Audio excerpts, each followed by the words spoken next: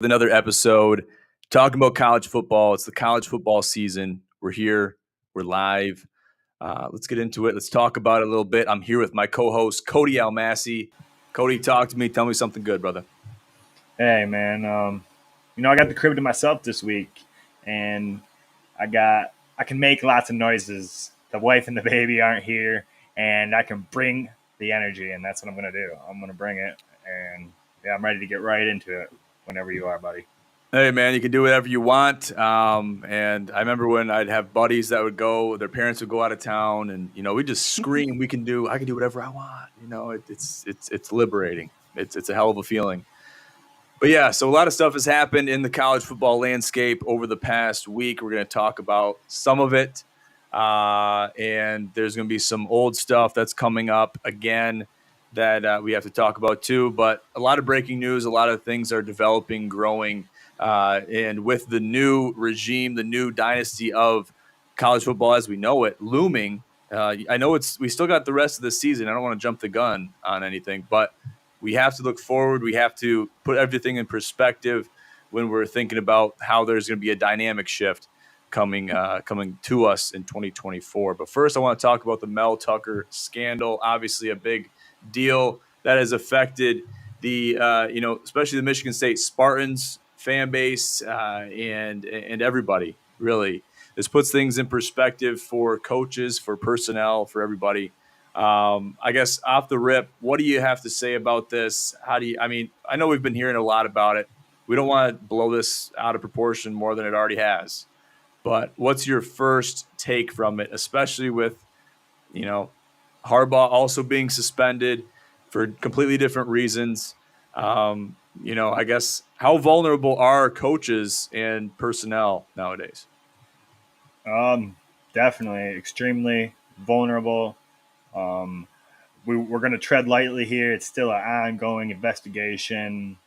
Most of our fan base, as it's a local um, kind of thing going on to us here, they've been able to do their own research, read the articles, and kind of investigate themselves, see what he said, see what he said, and she said. That's what it is, basically. An episode of Law and Order SVU, and it's the attorneys are going to be going at it on October 5th and 6th. We'll let the law and the due process that is in place at Michigan State. We're going to let that take place, but I know you just gotta vet your guys. You gotta vet who you're going to bring onto your staff like you never had before in the day and age we live in, when there's read receipts for everything. People are saving tweets. Cancel culture is a huge thing that nobody is really safe to, as you can tell in 2023. And yeah, it sucks because Mel Tucker, at least that second year, 11-1, establishing some culture, some good things. Obviously, taking a step back last year, and you start out 2-0, and now you got this going on. It's a big distraction, and is what it is. And I hate to see it, even as a Michigan fan. Don't like to see all the commotion mid-season. Yeah, more than anything, it's a distraction. It's a tool to be used against you if you're on the team. But I said this before in the pre-show. Mel Tucker hasn't been there long enough to really build the legacy. Yes, he has that 11-1 season his second year, but I think that he just hasn't been there long enough to really cement himself in there as a figure in Michigan State Spartans athletics. So I think this is a distraction, nothing more. We have to focus and move on as a State fan, as an alumni. We got to move on as a football team to continue to prosper and thrive. We have to. You got some good personnel coming in, stepping in there. And among those is Coach D'Antonio, which we also talked about in the pre-show. I think he has some redeeming to do due to his exit, how he took the money and ran. Basically, that's the narrative. That is the Reader's Digest version of it. And I think he has a lot to prove to the fans of Michigan State. And I see that he almost feels that way too. I think he has a good heart. I know he has a good heart at the end of the day. And I think he knows that he might have did things If he could go back, he probably would have done things differently. And you've seen him part of the fold quite often after he retired. So he stayed in the area. He stayed a part of, he stayed a part of the program, and we saw that evidently. So him coming back is obviously, there was some negotiations that wanted to bring him back. That'll be interesting to see how, fans, players, and personnel alike deal with a familiar face on the sideline. So it's one of those things. One of those things. Got a comment here from Reversal Gaming. I was gonna, say this myself, but he is suspended without pay. He is not fired officially yet. So, that is to be determined. You got to find out through the hearing if it's with cause. Because, like you said pre-show, I don't really see, him coaching no matter what. But if it comes out and this was, a defamation, it was some sort of consensualness to this, he might be able to have a claim to at least some of that 80 million left on his contract. But if they turn over any evidence, proving his wrongdoings, proves the harassment, then it's with cause and they don't have to pay out any of that, which would be huge for the university, or, the boosters, I should say. So still some facts left to come out. That's why we're going to let the hearing play out, as far as Mel Tucker is, because, we can't throw his name under the bus. He is innocent until proven guilty. And there's not really any in between in that right now. If you look at the social media, it's either he is an offender or she's out there trying to smear his name and going for the money. So that's kind of your two thought regions on it. If you kind of search the fan base, college football fan bases, that's kind of the two sides of the fence you're going to find right now. Yeah, no matter how you look at it, no matter how you classify it, there's been different classifications. Has he been fired? Has he been suspended without pay? Obviously, the long and short of it is suspended without pay per the press conference. But he's been relieved of his duties. I think that we can all agree on that. So whether or not he'll be again on the sidelines with a headset on with green and white on, I mean, I think that the odds of that are slim.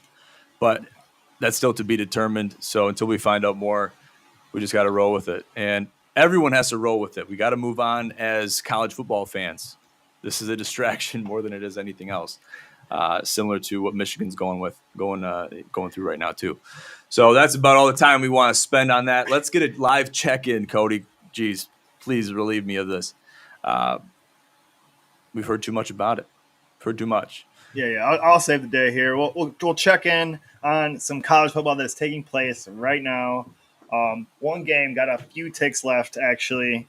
Navy and Memphis going down to the wire. Navy has an opportunity to take the lead. Memphis in control still, 28-24. 40 seconds left on the clock, and Navy is going for it. So we will update you if we get a final score there. And then earlier tonight, Miami taking on an FCS opponent, Bethune-Cookman, and it was really kind of your opponent left the match scenario, basically.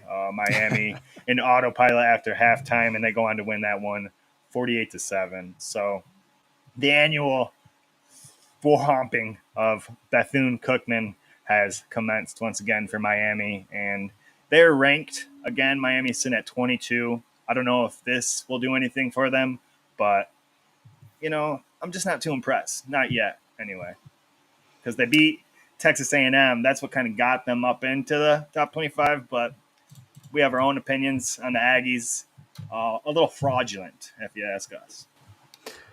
Yeah, another thing, not worth too much stock. This is garbage time football. Obviously, these games happen. These things happen on Thursdays in the world of college football. We got a good one with Navy and Memphis, though. I'm impressed with that game. The contest there, it seems fierce competition at its finest for a Thursday night, and I'm happy to see that. The Miami game, the Bethune, we could take it or leave it, basically. Okay, take it or leave it. watch football. If you have football on, you might as well watch it. Okay, you might as well watch it. If you have Prime Television, Prime Video, then you're probably watching the NFL game. Either way, football is football, and as soon as it comes, it leaves and it's gone. So poof, it's gone. We have college basketball. Obviously, we have some things looking forward to after that, but we're not jumping the gun. We're taking every bit of this in. So don't sleep on games like that. Let's talk about it. Let's talk about it. Let's move on to the coveted subject. Okay. Real quick. Reversal. Miami is a team to look out for. We're gonna find out real quick when they play UNC in 2 weeks. Let's just leave it at that. Drake May is my response to his next comment.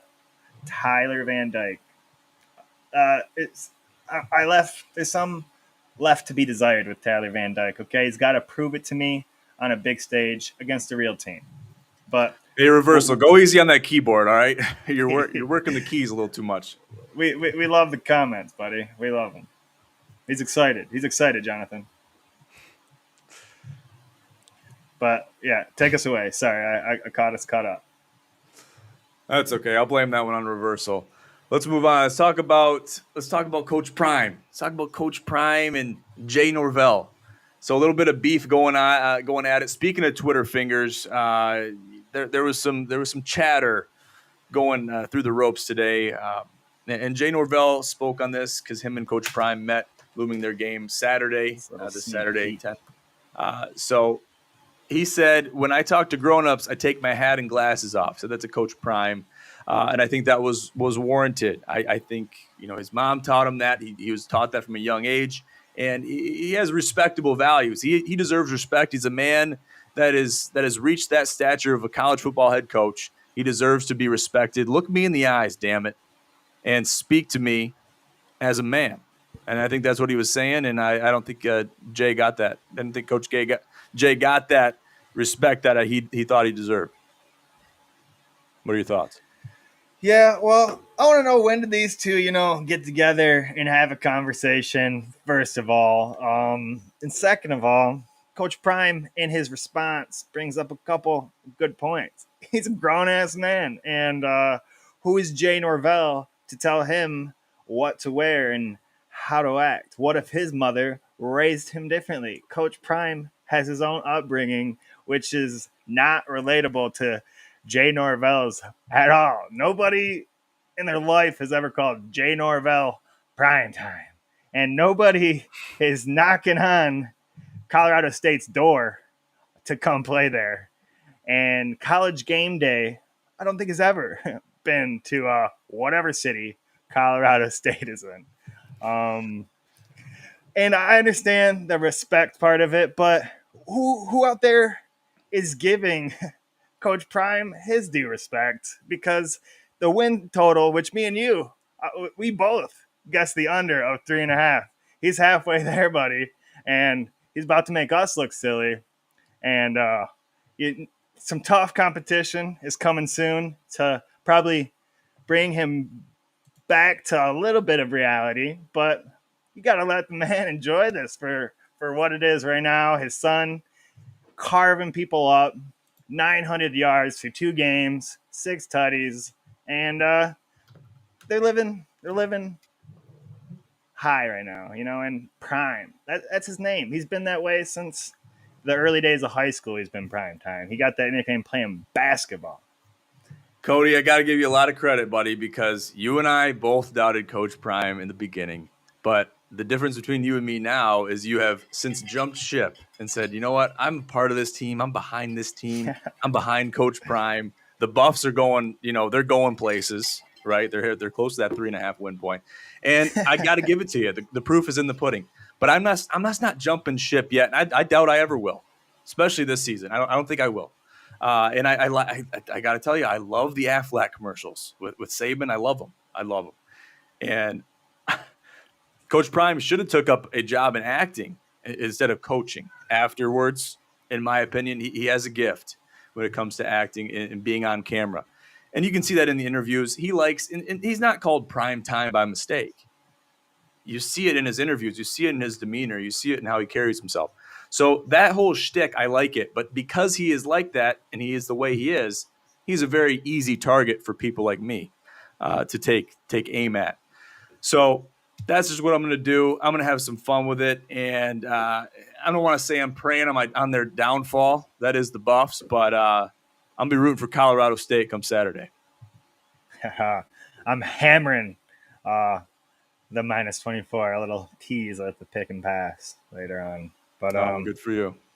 Yeah. Let's move on to the next topic at hand. This game from last week, everybody's glued to their TV for the rematch from last year. Texas, Alabama. I want to hear your first takeaways from this. Quinn Ewers, first transfer QB to beat an Alabama team since Joe Burrow. Yeah, I mean Tuscaloosa wasn't ready, and they didn't bring it. They didn't bring it, and Saban looks tired. I'm just gonna say it. Saban looks tired. He's been flirting with retirement. I've heard through the grapevine that he is flirting with retirement. So whether or not he does that, I think it's a sign of weakness. It's a sign of getting soft, and it's not like him to do that. But I'm worried about this Alabama team. They're young. They got a lot of young players in key positions. So that's something they got to look out for. And Texas, they just played inspired. And I know they say never sleep on Alabama, but this would have been a great sniff if you were trying to bet a underdog team in a hostile environment to win and to take the cake. And Texas did that. They did exactly what they had to do. Steve Sarkisian will tell you the same thing. And they were expecting wholeheartedly to win that game before the first kickoff. So take it for what it's worth. Longhorns played a hell of a game. They're going to be a team to look out for. Alabama's got a lot of work to do. Yeah, I people are always saying it. Texas is back. It's early, but if they can play like they played against Alabama, and you are right, Alabama does have some issues this year. Jaden Milroe has some growing up to do. I like the way he handled the post-game press conference. He took the whole blame. He said it was on him, and he needed to do things a lot better, take care of the ball, and become an Alabama quarterback. I really liked what I saw from him and how he handled himself in the loss. But, I love what Texas is doing. Quinn Ewers has developed into quite the quarterback. We've seen the flashes. And, you already see some memes out there of Ohio people trying to claim Quinn Ewers like they claimed Joe Burrow, and he barely took a snap or two there. So I don't want to hear it. The Buckeyes are wishing they had Quinn Ewers right now. That's all I'll say. You're damn right they are. And I got to say, I'm drinking the Texas Longhorns Kool-Aid early because I like what I'm seeing with this team. You mentioned the flashes we've seen with Quinn Ewers last year. I'm hoping that lightning can strike twice and more often this season because it's going to have to. If Texas wants to do good, it's got to start with Quinn Ewers. That's just the bottom line. End of story. No more negotiation. So I'm looking forward to it, man. I think this win against Alabama is going to go one of two ways. They're either going to take it in stride and compound it, or they're going to let it get to their head and crumble and lose some 50-50 games, which I'm hoping doesn't happen. So I'm hoping for the former. Reversal here saying wide receiver Xavier Worthy is tough. He is indeed. That is an NFL talent. We've been talking about him since the GCP has been around. So he could have went to the NFL probably last year, been a decent pick, but he wanted to come back, and it's already paying off for the Longhorns. So watch out for him on the draft boards this year. 100%. Let's talk about the let's do the pick'ems. Let's just jump into it. Ohio State, Western Kentucky, obviously. Cody, tell me about Western Kentucky. Who do we know that has played there before? Yeah, New England quarterback Bailey Zappi sitting right there behind Mac Jones. He's gotten some run in the last year that he's been on the team, and he threw 62 tutties for the Hilltoppers before he departed for the NFL. And then this guy up on the screen, if you're watching the live stream, Austin Reed has kind of really stepped right into his shoes, and he can sling it with the best of them. Will probably go somewhere in the later rounds of the NFL draft when it's his time to go. And yeah, they're going to put up some points on OSU. It's not going to be through like the Hoosiers or the team from Youngstown, Ohio, Youngstown State. They played last week with no real offenses at all. This team is going to put up some points and push you a little bit. And if the Buckeyes can't beat Youngstown State, they can't cover, let alone beat them by this spread. They only won by 28. Then I'm not sure that they can do it against the Hilltoppers. They wouldn't have covered this spread. The spread was 45 points before the lines closed last week against Youngstown State. And then you got a 29.5-point spread against Western Kentucky. I think you smash Western Kentucky with the points here. Throw it in a parlay. I feel really good about it. Ohio State has not proven themselves as a team that can produce points. And you got to produce points if you're Ohio State. And you're historically able to produce points effortlessly as Ohio State. So since they're not able to do that and they haven't showed it this year, I think it's a good pick to take the Hilltoppers with the points here. We're definitely maybe check that over out because it's going to be some scoring.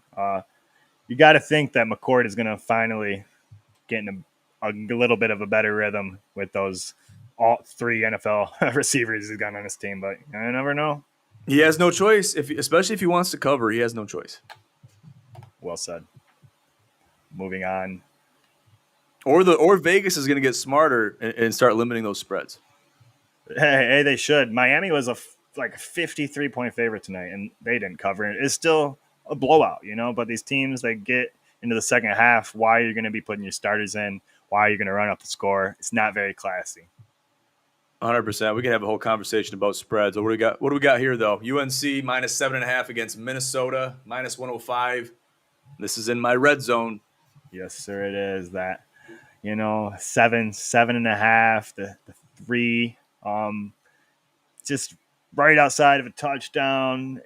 This kind of spread would have burned you last week if you had Utah Baylor. I feel a little bit better this week with the ball in the hands of Mr. Drake May and Minnesota. Nothing too impressive. They did clip my Eastern Michigan Eagles wings last week. Held them out of the end zone, but as the Eastern Michigan and our quarterback, he's not the guy. I'll just say it there. So not too impressed with Minnesota. And yeah, UNC, they got some running backs this year, and Drake May also averaging 30 yards a game on the ground. So I'm loving the Tar Heels here, and that 0.5 isn't enough to scare me off this one. Yeah, so when I said red zone, I'm not saying I'm inside the 20. I'm saying red zone like the danger zone. Okay, because that 7.5, that half point spread, that can screw you, or it can benefit you, depending on what side you're on. If you're taking the 7.5 with the points, then it's going to help you out. But if you're winning by 7, or you're anticipating based on past performance, research, statistics, etc., that you can only cover by about a touchdown, maybe a couple more points, maybe even 10, you're still playing with fire.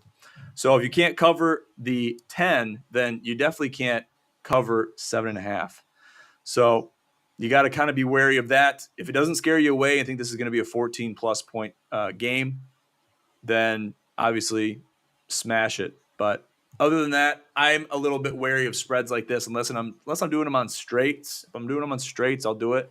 But if I'm parlaying a -7.5 UNC versus Minnesota at Minnesota, I'm a little bit wary about that. I got to look into it a little bit more, but that's just me. Agreed. You can always, buy a couple points either way. Always something to look into if you do, have gambling habits like we do. Yeah, and you're going to get to the point, too, where you're doing so much research on a team or a game, and you're going to be splitting hairs because it's like, okay, I can't make sense of this. I can't determine whether it's up or down with this. So it gets to a point where you either tease it, you go down to 6.5, maybe even a 7. If you want to go to the forbidden spreads of the 7s, the 10s, the 3s, and even the 14s, the solid 14s, no 0.5s or halves. It's just one of those things you got to be wary of. So, yes, sir. That's all. Great betting advice from the commish himself. Moving on to this next one, I fat fingered it and affected a little early, but we'll move on to it here. Michael Penix Jr. coming to town, coming to East Lansing just in time for some scandals. And over under touchdown passes is 3.5. The over here, I'm leaning towards plus 115. You taking it or you leaving it?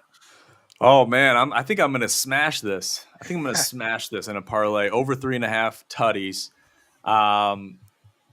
I'm interested to see what you would get at 2.5 or plus 2.5, because I think that you're still not going to get, not going to get screwed too bad. So that's worth looking into. Take the 3.5. I like it. I think you take this. It's a vulnerable week in East Lansing. You're still going into foreign territory. You're going across the border, jumping the border, but you still got to go into enemy territory. And Michael Penix Jr. is still Michael Penix Jr. We all know what he did to the Michigan State Spartans last year. So I think you take this bet. Take it with a grain of salt, just like everything else. But I like this pick. Yeah, Washington 16.5-point favorites in that game. I'm excited to see what you can do. It's on Peacock, so that's right on my alley, baby. I'm a big Peacock user. Attaboy. Likewise. You got to. Hey, I was talking about it with my mom. She's like, "Oh my God, what's up with all these TV companies throwing it on Prime Video, throwing it on Peacock? You got to pay for all these subscription services just to watch a damn game that should be on local television, anyways." And I'm like, "Mom, that's a question for the NFL, or that's a question for the NCAA." To which she was not very pleased. But it's above our pay grade, Mom. It's way above our pay grade. And trust me, if it was my call, I'd put all these games on local television. Reversal. Man of the people. Big Peacock guy, huh? Oh yeah. Yeah. Like I said, I'm getting that college sports through Peacock. I watched the World Cup on it. It might have been in a little Spanish, but it was for dramatic effect. The goal in Spanish, way better. There's a lot of sports actually too. You can watch all the Premier League. I'm a big soccer guy, so I'll watch Premier League soccer on Peacock as well. Very yeah, you got to take advantage of these streaming sites. But let's get to our last pick or pass here. Talked about it a little bit earlier. My favorite. Yeah. I personally picked a picture of Jay Norvell with glasses on to just kind of contradict what he was saying. Yeah, they're kind of staring each other down here. But Colorado, 24-point favorites against Colorado State this weekend. It's personal, says Coach Prime. Well, what's your take here? This game is personal for me too. I look at this. It's an in-state rivalry game. Yes, are the scales tipped in one direction, especially what we've seen from the Buffs this year? Of course it is. But we have to take it with consideration, careful consideration. What is going on here? The shit talking between the coaches. I love it. It has to happen. So does Colorado State come out with a chip on their shoulder? I think they do. Does Colorado still cover the 24 points? I'd throw that in my danger zone of spreads too, similar to a 10, a 14, a 7, or a 3. But do they cover? That is a question. That's the golden question. Do they cover minus 24 at minus 110? I wouldn't take this bet. I wouldn't take it. I'd probably leave it. I probably would leave it. And I'd be more interested in the over-under in this game. I probably wouldn't touch the spread at all, to be honest with you. Yeah, well, you guys heard me earlier. I'm smashing the 24. My high school quarterback. Hey, give me the 24 for Colorado State then. All right, we'll go head to head on this one. I like that. Yeah, we've had a good record.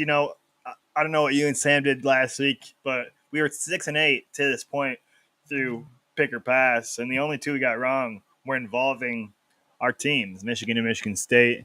I picked Michigan to cover. They did not. You picked Sparty to not cover, and they did. Came back to bite us in both of the wrong ways. But Colorado, they beat Nebraska by 22 last week. Why the hell wouldn't they beat Colorado by 24? And what I was about to say earlier, my high school quarterback, Aaron Huff, he's the coach of Lake Fenton. He's a coach at Lake Fenton football. He said minus 55. So hey, I'm following my QB. Not that far, but at least to cover the 24 points. I think Prime is going to run it up on Mr. Norvell. Oh, baby, let's just wait and see. But And afterwards, he's going to take the glasses off, take his hat off, shake his hand, and walk off the field. I bet the money all on right, that. okay. If Colorado covers the 24 points, I will wear glasses the whole episode. Next episode. How's that sound? If I can find a cowboy hat, I'll wear that too. All right. If Jay Norvell wins, I'll do the whole show bald headed next week. Okay, that should be quite difficult for you. That's a good. Usually I'm Good luck rocking with that one, the buddy. kit, so might have to affect my lighting. So that's a good friendly wager. You want to make sure it's not bouncing off the camera lens, blinding our viewers. Yeah. Infrared radiation. The Navy Memphis game did go final. Navy picked up the first down in the red zone to keep the game alive, but unfortunately ran out of time. Memphis got the stop, holds on to the win, 28-24, and the midshipmen sink, sadly. So sad to see, but you got to love a good game on a Thursday night. And that's what it boils down to. To have good football on a Thursday night is a true blessing. That's it's like witnessing a shooting star and just taking it all in. A ranked team beating an FCS team lifeless, and then a competitive game between a service academy and an AAC school. It's a great balance. Take the good with the bad. Take the good with the bad. Yeah. That's the moral of the story. We're looking forward to it. Another week of college football, ladies and gentlemen. Short of the mullet of the week, is that coming back at any point, Codes? Oh yeah. I was about to actually, before we conclude the show tonight, have you give me a little update. How's the flow looking back there? Is it time to bring back the mullet? I think it might be time just to tease it because, as you can see, it's kind of it's taking form. There's some girth. You got a little duck tail back there. I got a little something back there. It's getting thick. It's getting a little bit boisterous back there, and it's getting interesting more than anything else. So yes, it's coming in. Yes, it's coming in thick. It's coming in well, and I'm excited for the mullet of the week to come back because it's going to get closer and closer to the same thing as the mullet of the week as we progress. So I'm just excited for it. One of my favorite segments on the show. The mullet of the week, and it's only going to get better from here. Yes, it will be making a glorious return before you know it. Definitely will. Real quick, Cody, let's talk about Jim Harbaugh. What's the deal with Jim Harbaugh, Michigan football? I just want to know what the state of Michigan football is. We don't want to get too lost in the weeds. I know, and with it's suspension season, so we don't want to get too lost in that. But what's the deal with Harbaugh? What's the deal with Michigan right now? Yeah, he's just going to serve this last game of suspension. He's probably really happy that he gets to return to his team after suspension, unlike his rival school there.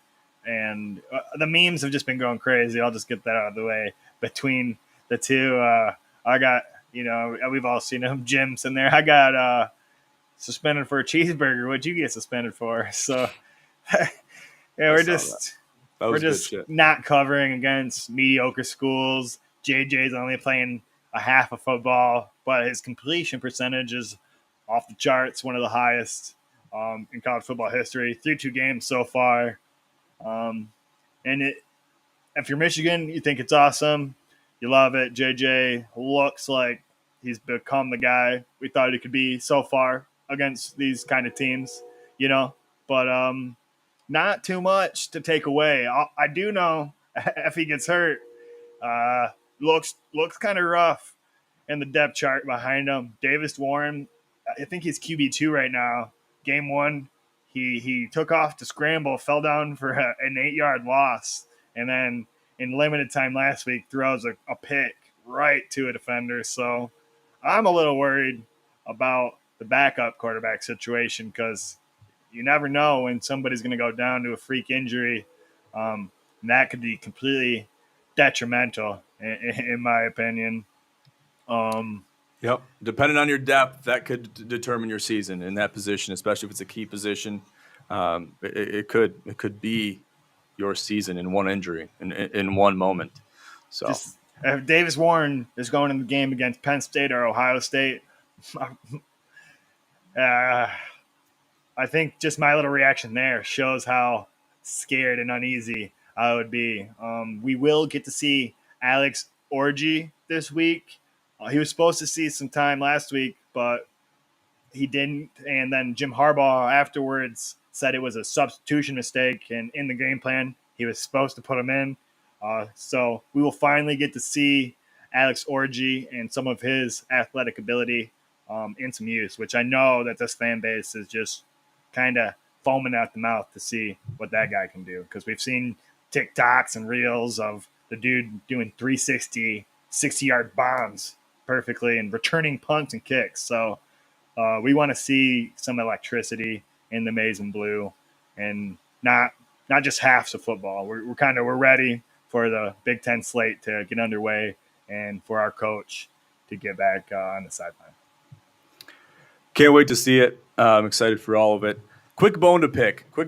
So I was at the DMV the other day. I was at the Social Secretary of State. Okay, it's getting a new ID. Just moved to a new house. And I want to get the new address on it, right? It gets to the point where I'm taking my picture, and I'm smiling. Okay, you know what? I didn't like it. Okay, I'm gonna do it straight face. Didn't like that. She's like, "You got one more chance.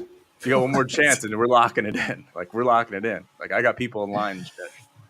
Took it again. It was the worst picture of all of them. I just walked out. I'm like, "That's my ID." And I was I was like, "Damn it! I wanted just one more. I would have took one of the first two." But no, I was about to ask, did you get the option? Worst one of all. Like, all right, no, that one sucked. Can we use? Oh yeah, there's like a TV there. I was at the one in Clio. They have the TV there, or the screen. It's showing you the picture. It's just it's terrible. And the final one was the worst of them all, and it's like that's on my ID now. Yeah. So just real funny quickly, when I got my 21-year-old license at Clio, the same Social Security. I was looking real rough, and I asked the lady, "Hey, can I go home real quick and get ready?" And she said, "Yeah." And let me just cut back in line. I may have known her, but yeah, I got some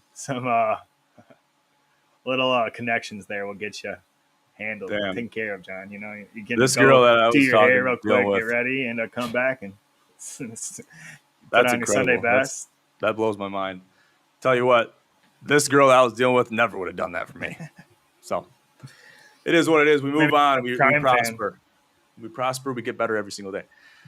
That brings us to the end of the podcast. Cody, got any final thoughts, final words for the people out there in the college football world? What do you got to tell them? Hey, enjoy football. Like John said earlier, it goes fast. So, watch Coach Prime do his thing Saturday night. That's what I'll be doing.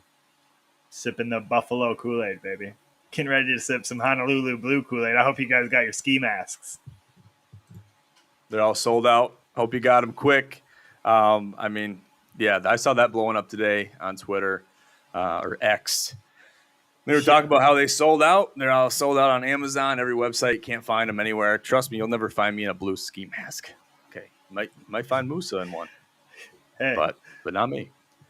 That's kind of where I bet you people who like Coach Prime, and are fans of him, like the ski masks, and the people because it's basically you either love the ski mask or you hate it. If you're a Lions fan, that's what I'm picking up. So it's better than a paper bag. I'll just leave it there. Definitely is. Cool. We'll leave that at that. Thank you guys so much for tuning in again. Make sure to check us out on social media. GinSportsNetwork.com is our website for all updates, IG posts. Everything's on there. Find it and get access to it. Find us on IG at Gin Sports Network and at Gin College and Gin Analytics for all your analytics and stats and posts. So stay tuned to that. Get on our link tree. Find all of our links and stay in touch with us. We'll see you next time. Thank you so much for joining us tonight on the Gin College Podcast. I'm your host, John J. II, here with Cody Almasy. Have a great night.